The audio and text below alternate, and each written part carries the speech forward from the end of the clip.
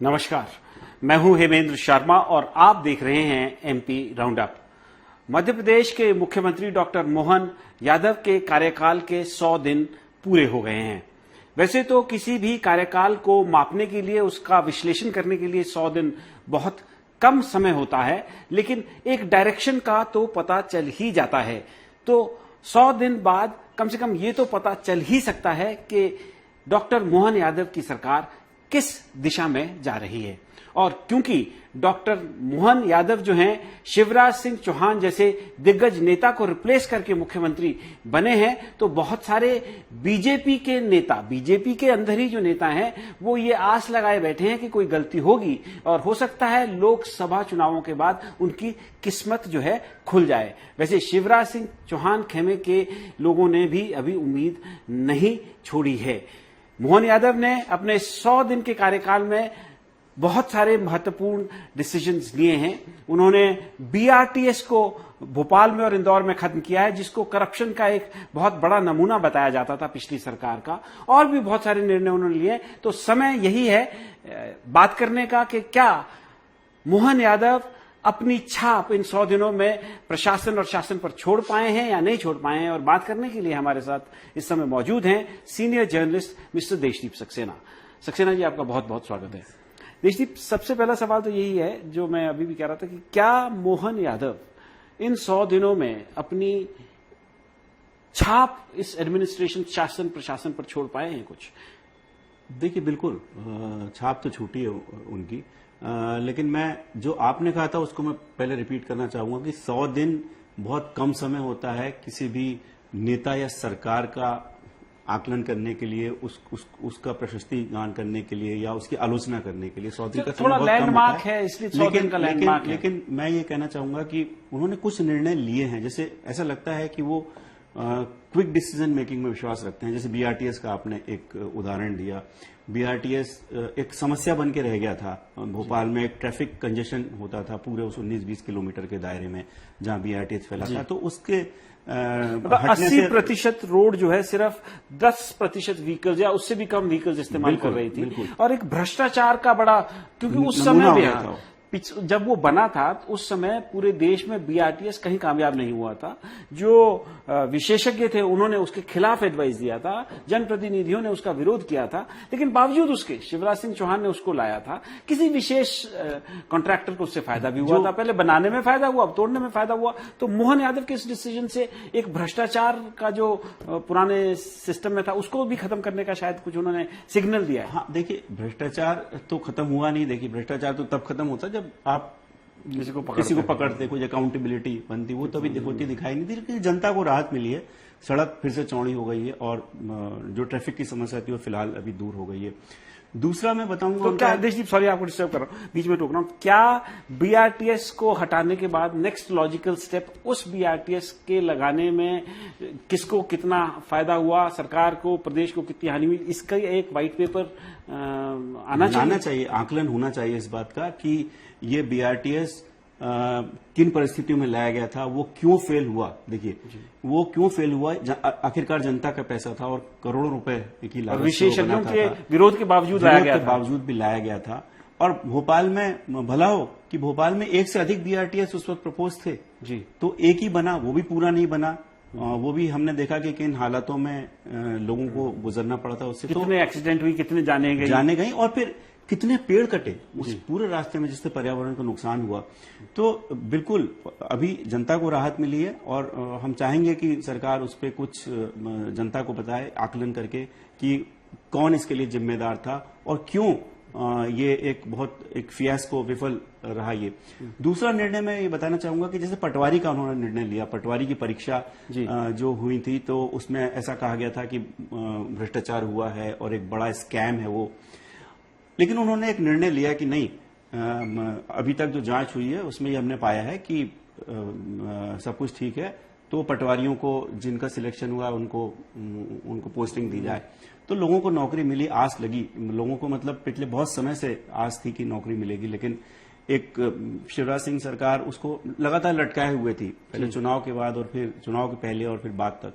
तो वो एक त्वरित निर्णय हुआ। तो ऐसा लगता है कि वो क्विक डिसीजन मेकिंग में विश्वास रखते हैं और उनके सामने लेकिन बहुत सारे अच्छा, challenges हैं अभी। शिवराज, जैसे देशदीप आप कह रहे हैं कि वो त्वरित डिसीजन लेते हैं, क्विक डिसीजन लेते हैं, मैं आपका ध्यान आकर्षित करना चाहता हूं उनके जो सबसे पहला one of the first decision जो उन्होंने लिया था, उसमें उन्होंने कहा था कि जो ध्वनि प्रदूषण हो रहा है रिलीजियस प्लेसेस के पास, जो यंत्र जो बजाए जा रहे हैं, उसको एक प्रिस्क्राइब डेसिबल लेवल के नीचे ही अलाउ किया जाएगा। तो बड़ा उसमें शोर शराबा हुआ, बड़े जोर शोर से इस निर्णय को अनाउंस किया गया कि he has sort of arrived. तो निर्णय तो हुआ, कुछ इंप्लीमेंटेशन भी हुआ, लेकिन आपने देखा कि कुछ दिनों बाद उसका कोई फॉलो अप एक्शन नहीं हुआ, फिर से वो लाउड स्पीकर वैसे की वैसे गति पर चल रहे हैं। तो कहीं ना कहीं क्या आपको लगता है कि decision for the sake of decision limelight में आने के लिए लिए जा रहे हैं, कोई फॉलो अप एक्शन उसमें नहीं हो रहा है? देखिए, यही वो जो कहावत है वो याद आती है कि ब्यूरोक्रेट्स को आपको संभालना पड़ेगा। आपने एक निर्णय ले लिया, लेकिन फॉलो अप एक्शन तो फिर ब्यूरोक्रेट्स को ही करना है, पुलिस को करना है, प्रशासन को करना है, या जो भी वल्लभ भवन के लेवल के लोग, सेक्रेटेरिएट के लोग हैं, उनको करना है। तो उस फॉलो अप एक्शन की कमी है। ये देखना चाहिए कि क्यों देर रात को डीजे बज रहे हैं, अभी भी बज रहे हैं, क्यों जो हमारे जो धार्मिक स्थल हैं वहां के डीजे, जो वहां के लाउड स्पीकर्स का डेसिबल लेवल फिर से ऊपर बढ़ गया है। तो इसमें फिर अगेन फॉलो अप की कमी है। यही मैं आपसे बोल रहा था कि आगे बहुत काम करना बाकी है। देखिए, अभी तो कई मंत्री को मकान भी अलॉट नहीं हो पाए हैं, और जिनको अलॉट हो गए वो अपने मकानों में शिफ्ट तक नहीं हो पाए हैं। मंत्रियों के पास पूरा स्टाफ नहीं है, ऐसा बताया जाता है। तो अभी तो मैं कहूंगा कि सरकार ने पूरी तरीके से काम करना भी शुरू नहीं किया है। अच्छा देशदीप, एक और निर्णय उन्होंने लिया था, मोहन यादव जब आए थे तो उन्होंने शिवराज सिंह चौहान का एक बहुत पेट, उन्होंने अपने समय में मध्य प्रदेश गान बनवाया भी था, एक फॉर्मर ब्यूरोक्रेट है मध्य प्रदेश की, उन्होंने वो लिखा था, ऐसा क्लेम किया जाता है। और उन्होंने उसकी अनिवार्यता खत्म कर दी कि मध्य प्रदेश में किसी भी इवेंट से पहले वो गान अनिवार्य तौर पर बजता था, वो अनिवार्यता अब खत्म हो गई है। तो क्या मोहन यादव आपको लगता है कि अपने आप को जो पिछला एडमिनिस्ट्रेशन से उसको कट करके अपने आप को अलग से कुछ एजर्ट करने की कोशिश कर रहे थे? बिल्कुल। और उस गान की उस वक्त भी लोगों ने, उसी सरकार में बैठे मंत्रियों ने, उसी सरकार में के जो ब्यूरोक्रेट्स हैं, उन्होंने ये सवाल भी उठाया था कि इस गान की जरूरत क्या है जब आपके पास राष्ट्रगान है। तो क्या मध्य प्रदेश कुछ अलग एंटिटी है, ज्योग्राफिकल एंटिटी, कि उसको एक स्पेशल गान की जरूरत पड़ेगी? आप राष्ट्रगान बजाइए। तो वो देर आए दुरुस्त आए, मैं तो बोलूंगा वो सही है कि उसकी अनिवार्यता खत्म कर दी है। और बिल्कुल इससे ऐसा लगता है कि वो एक शिवराज सिंह चौहान की शैडो से बाहर और एक इंडिपेंडेंट अपनी एंटिटी बना के कि मेरा दृष्टिकोण ये है, मेरा रोड मैप ये है और मैं उस दिशा में चलूंगा। मैं इससे भी हिचकूंगा नहीं कि ये मेरे प्रेडिसेसर ने ये कोई ऐसा निर्णय लिया था, या फिर इससे लोगों में नाराजगी होगी, या इसके कोई पॉलिटिकल मीनिंग निकाले जाएंगे। इसकी उनको चिंता ऐसा लगता है कि नहीं है। बिल्कुल। देशदीप, हम उनके फ्यूचर के बारे में भी बात करेंगे, क्योंकि ऐसा माना जाता है कि बहुत सारे बीजेपी के नेता ही हैं जो एक्सपेक्ट कर रहे हैं कि कहीं कोई गलती होगी, लोकसभा के चुनाव में कहीं गड़बड़ हो जाएगा, तुरंत बदले जा सकते हैं, बिहार चुनाव के बाद क्योंकि यादव तब तक रोके जाएंगे, इस तरह के तमाम सवाल हो रहे हैं। लेकिन उससे पहले मैं आपसे पूछना चाहता हूं कि आपके पॉइंट ऑफ व्यू से, आपके नजरिए से, कहीं कुछ गलतियां इनसे हुई हैं, कहीं गलती जो आपको कि ये डिसीजन होना चाहिए था नहीं हो पाया, या लैक ऑफ विजन कहीं दिखा, या लैक ऑफ इंटेंट कहीं दिखा इस 100 दिन में डॉक्टर मोहन यादव की तरफ से? देखिए, मुझे लगता है कि कभी कभी जब हमने शुरुआत करी थी अपनी चर्चा की कि वो बहुत त्वरित निर्णय लेने में ऐसा लगता है कि विश्वास करते हैं। तो अभी हाल ही में इंदौर में एक इन्वेस्टर समिट हुई, माफी करिए, इंदौर में नहीं, उज्जैन में एक इन्वेस्टर समिट हुई। वो समिट क्या थी किसी को बहुत ज्यादा समझ में नहीं आया। ये बताया गया कि भाई इसमें इतने करोड़ के इन्वेस्टमेंट आए। देखिए, इन्वेस्टमेंट पहले भी जो इन्वेस्टमेंट के इंटेंट आते हैं, एमओयू साइन किए जाते हैं, वो पहले भी आए, लेकिन अभी तक धरातल पे कितने आए ये सर्वविदित है, नहीं आए। तो इस कार्यक्रम के, इस आयोजन की कोई बहुत ज्यादा ऐसा लगता है कि जरूरत नहीं थी। तो मुझे लगता है कि ऐसे जो कार्यक्रम है वो अवॉइड होने चाहिए, और जो जनता से संबंधित चीजें या वैसे निर्णय लेने चाहिए जिससे कि जनता का भला हो सके। मध्य प्रदेश में देखिए, अभी उनके सामने बहुत सारे चैलेंजेस हैं, और एक जो इमीडिएट उनको समस्या आने वाली है वो है बजट को लेके। मध्य प्रदेश सरकार का जितना बजट है उससे कहीं अधिक मध्य प्रदेश पे कर्जा है। जी। और जो बार बार ये बात होती है कि क्या लाडली लक्ष्मी का लाडली बहना माफ करिए, लाडली बहना योजना का पैसा क्या मिलना बंद हो जाएगा, तो वो क्यों सवाल बार बार उठते हैं या उनके जवाब बार बार क्यों देने पड़ते हैं? क्योंकि वो बहुत ज्यादा ब्लीड हो रहा है उसके जरिए, जो बहुत सारी संख्या लाडली बहनों की कम भी हो गई है। लेकिन देशदीप, मैं आपसे मतलब दो सवाल और करना चाहता हूं इससे पहले कि फाइनल में हम रैप करें और उनके फ्यूचर के बारे में या जो नेता जो कह रहे हैं उसके बारे में बात करें। पहला सवाल तो ये कि एक आरोप लगता है, जैसे आपने कहा कि अभी उज्जैन में इन्वेस्टर समिट हुआ, कि ये मध्य प्रदेश के मुख्यमंत्री ना होकर के उज्जैन के मुख्यमंत्री बनकर रह गए हैं, सब कुछ जो है इंदौर में फोकस्ड है। इस क्रिटिसिज्म को आप कैसे देखते हैं? क्या ये वाजिब है या गलत है? देखिए, ये गलत तो नहीं है, क्योंकि हमने देखा है कि जो भी नेता होता है, चाहे वो केंद्र में हो या फिर राज्य में हो, वो अपने एरिया को डेवलप करना या अपने एरिया को हाईलाइट करना चाहता है। जैसे इसी तरह के आरोप कमलनाथ पे भी लगते थे कि वो कब छिंदवाड़ा के मुख्यमंत्री हैं, अब ये उज्जैन के हो गए। बिल्कुल, आपने देखा होगा कि किस तरीके से रेलवे मंत्रालय जिस मंत्री के पास रहा है, चाहे वो ममता है तो गलत ना, बिल्कुल, मतलब पूरा राज्य या पूरा देश बराबर होना चाहिए। लेकिन और ये आरोप लगता है ये किसी हद तक सही भी है, क्योंकि वो ज्यादा फोकस उनका उज्जैन मुख्यमंत्री। हाँ, ऐसा लगता है कि वो बहुत उज्जैन सेंट्रिक हैं। अच्छा, जो इसके बाद जो एक बहुत बड़ी क्रिटिसिज्म हो रही है अभी, वो ये कि मध्य प्रदेश में एक तबादला उद्योग चल रहा है, इतने ज्यादा ट्रांसफर्स हो रहे हैं, कोई हार्डकोर कोई एलिगेशन या कोई एविडेंस के साथ कोई नहीं है, लेकिन आरोप लग रहे हैं। जैसे कांग्रेस पार्टी जीतू पटवारी ने 2 दिन पहले भी कहा कि यहाँ तबादला आरोप लग रहा है, पता नहीं कितने करोड़, 100 करोड़ में ट्रांसपोर्ट कमिश्नर की पोस्टिंग हो रही है।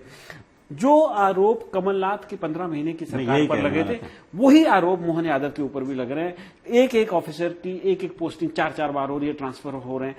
इस आरोप को आप किस नजर से देखते हैं? इसमें कुछ दम है या ये सिर्फ आरोप ही है? देखिए, आरोप तो लग रहे हैं, और यही आरोप यही बीजेपी के नेता कमलनाथ सरकार पे भी लगाते थे कि मध्य प्रदेश के सचिवालय को एक तबादला उद्योग का अड्डा बना लिया गया है। और अभी हमने देखा कि कैसे रात को 2 बजे जी ऑर्डर निकले हैं आईएएस अधिकारियों के या किसके, तो ये तो अवॉइड किया जा सकता है। रात को 2 बजे क्या, दूसरे दिन भी निकल सकता था जी वो ऑर्डर। तो अच्छा, जो बड़े बड़े नेताओं के दामाद हैं, उनके दामादों के ऑर्डर्स निकलते हैं, फिर बदल जाते हैं, ये सब भी हो रहा है। ये सारे आरोप लगे हैं, और अगेन ये सारी चीजों से मुख्यमंत्री को बचना चाहिए, और उनकी कोशिश ये रहना चाहिए कि इस तरह की ऐसी कोई चीज ना हो जिससे कि उनकी छवि पे। मेरा फाइनल सवाल देशदीप आपसे कि क्या ये जो आस लगाए बैठे हैं, आए दिन हम सुनते हैं नेताओं से, बीजेपी से और कांग्रेस की तरफ से भी आरोप लगते रहते हैं कि ये तो इलेक्शन भर तक के हैं और वापसी होगी शिवराज सिंह चौहान की या किसी नए बड़े नेता को मौका मिलेगा, क्या इन सब में कुछ दम है या मोहन यादव बदले जा सकते हैं चुनाव के बाद या बिहार चुनाव के बाद, या आपको लगता है कि मोहन यादव जो है लंबी रेस के घोड़े हैं, he is here to stay? देखिए, मुझे तो लगता है कि मोहन यादव लंबी रेस के घोड़े हैं और वो स्टे करेंगे, ऐसा उनके एक्शन से। लेकिन देखिए, आज की तारीख में जो बीजेपी की जो राजनीति है, हम सब देखते हैं, वो बहुत ज्यादा जो दिल्ली से बहुत ज्यादा गवर्न होती है। पहले भी दिल्ली से गवर्न होती थी, लेकिन अभी जिस तरीके से हमने देखा कि मध्य प्रदेश, छत्तीसगढ़ और राजस्थान में मुख्यमंत्रियों की नियुक्ति हुई, उसके बाद फिर किस तरीके से मंत्रियों की नियुक्ति हुई, फिर उनके पोर्टफोलियो दिए गए, वो सब ऐसा लगता है कि दिल्ली से वो सारा मामला तय किया गया। तो इसी परिप्रेक्ष्य में, इसी बैकड्रॉप में खुद बीजेपी के कई सीनियर्स को ये आस बंधी हुई है कि शायद उनकी किस्मत खुल सकती है। लेकिन मुझे लगता नहीं है कि इतनी जल्दी कोई निर्णय लिया जाएगा और मध्य प्रदेश में कोई बदलाव हो सकता है। तो मुझे लगता है कि Mohan Yadav ji is here to stay. बिल्कुल। तो मोहन यादव, ऐसा प्रतीत हो रहा है कि वो लंबी रेस के घोड़े हैं और मध्य प्रदेश में वो बतौर मुख्यमंत्री रुकेंगे। बहुत सारे उन्होंने डिसीजंस लिए हैं जिसमें उनकी बहुत एप्रिसिएशन भी हुआ है। अपने आप को एकदम त्वरित डिसीजन लेने वाला मुख्यमंत्री के तौर पर भी वो सामने उभर कर आए हैं। लेकिन इसके साथ साथ कुछ आरोप भी लगे हैं जिनमें से काफी सीरियस आरोप भी है, और सबसे बड़ा सीरियस आरोप जो अभी लग रहा है वो ये कि बहुत जल्दी मध्य प्रदेश के अंदर तबादले हो रहे हैं और एक तबादला उद्योग जो है, ट्रांसफर इंडस्ट्री जो है, बतौर सेक्रेटेरिएट से चल रही है। एमपी राउंडअप में आज सिर्फ इतना ही। कल फिर मुलाकात होगी, तब तक के लिए थैंक यू, गुड बाय।